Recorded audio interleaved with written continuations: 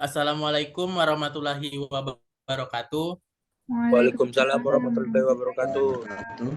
Selamat malam, salam sejahtera untuk kita semua. Marilah kita panjatkan puji syukur kehadiran Allah Subhanahu wa Ta'ala karena berkat rahmatnya sehingga kita bisa berkumpul di sini dalam keadaan sehat. Sebelumnya, terima kasih kepada Bapak dosen pengampu kita, Bapak Zar Albana, dalam kesempatan dan waktu yang telah diberikan. Dan perkenalkan, nama saya Muhammad Farhan Paruda. Saya di sini selaku moderator dari kelompok 5 kelas B, dan ini rekan-rekan saya. Eka Regina Putri, Naya Khairunisa, Gilang Setia Ramadan, Ratu Haila Naisa Putri, Alivia Dewi Saputri, Elvira Desianti, Andi Nurfadila, Reisha Davina, Johari Ardiansa, dan Arya Dwi Cahyala Bolo. Baiklah, waktu untuk mempersingkat waktu kali ini, marilah kita mulai presentasinya yang akan dibawakan oleh Saudara Johari dan Saudari Eka. Oke, kita lanjut. Terima kasih moderator atas waktunya untuk presentasi. Oke, kita lanjut aja. Yang pertama tanda titik. Oke, lanjut Mbak.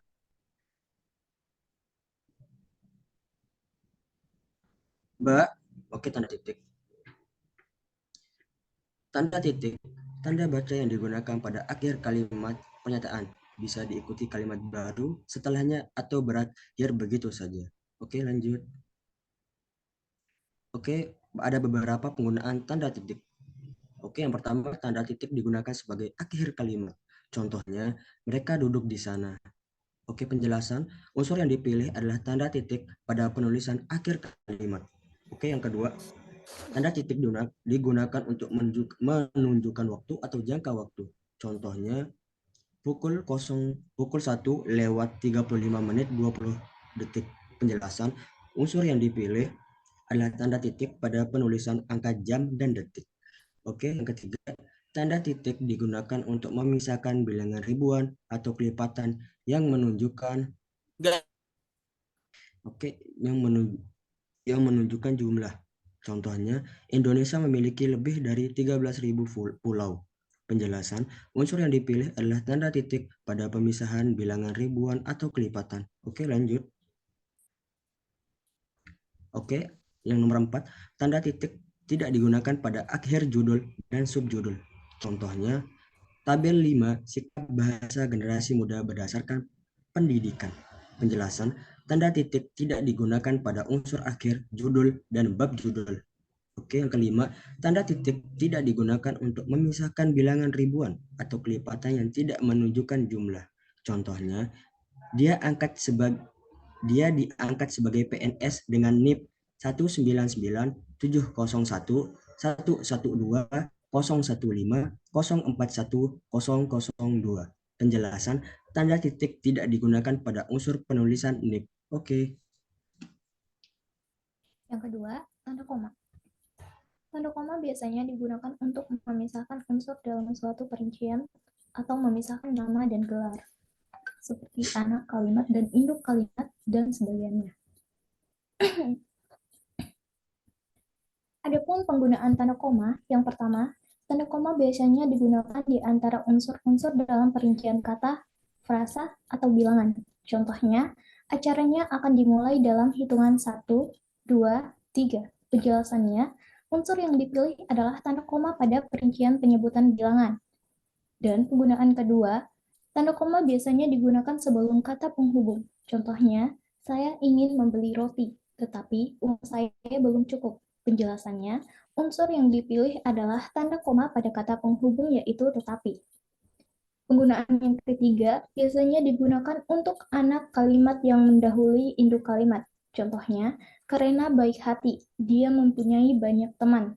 Penjelasannya, unsur yang dipilih adalah tanda koma pada anak kalimat yang mendahului induk kalimat. Penggunaan yang keempat biasanya digunakan memisahkan petikan langsung. Contohnya, kata nenek saya, kita harus berbagi dalam hidup. Penjelasannya, unsur yang dipilih adalah tanda koma pada pemisahan bagian kalimat yang Dan penggunaan kelima biasanya digunakan sebelum atau sesudah kata seru seperti sapaan.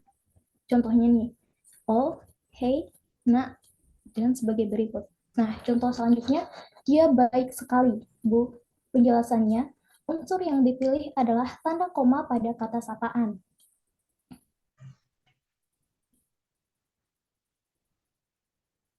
Oke, lanjut. Tanda titik koma. Tanda baca dengan beberapa penggunaan, terutama untuk jeda pada kalimat dan pemotongan suatu daftar. Oke, lanjut. Oke, beberapa penggunaan tanda titik koma digunakan sebagai pengganti setara di dalam kalimat majmuk. Ya. Ibu memasak nasi goreng. Ayah menyapu teras. Aku mencuci piring. Penjelasan, unsur yang dipilih adalah tanda titik koma pada penulisan kalimat setara.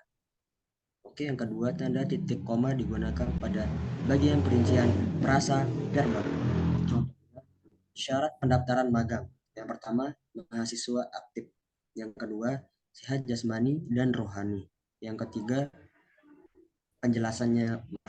penjelasan unsur yang dipilih adalah tanda titik koma pada suatu kalimat perincian. Oke, lanjut.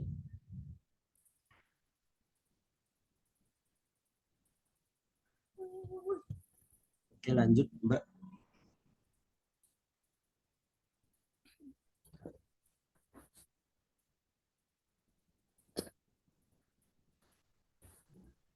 Silakan dibaca. Oke, lanjut, Mbak. Ini udah ketiga, keempat, silakan dibaca. Yang ketiga, penggunaan titik koma digunakan untuk memisahkan bagian-bagian perincian dalam kalimat yang sudah menggunakan tanda koma.